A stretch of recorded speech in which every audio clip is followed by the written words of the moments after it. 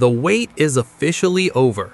On January 24th, an official video was released showcasing the SC01 in action, driving on Italian roads. This marks a major milestone for the electric roadster, confirming its arrival on the European market.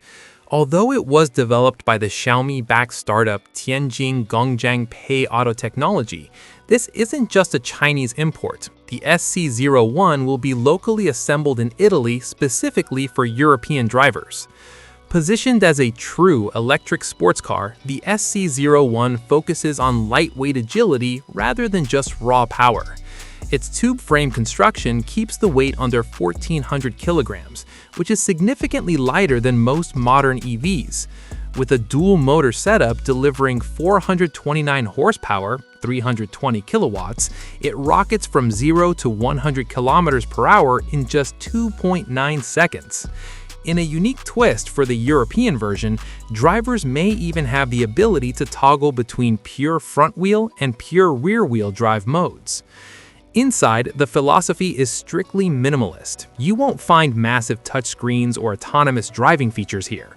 Instead, it's all about the driving experience, featuring physical switches, a suede-covered steering wheel, and racing bucket seats.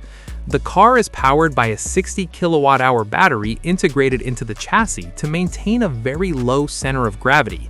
This setup is expected to deliver a WLTP range of approximately 400 kilometers. If you're looking to get your hands on one, keep in mind that this is a strictly limited edition with only 1,000 units available for the European market. Interestingly, the manufacturer won't just sell them to the first people in line. They plan to personally select the customers for these final units. While the official price is yet to be finalized, estimates suggest it will start around €60,000.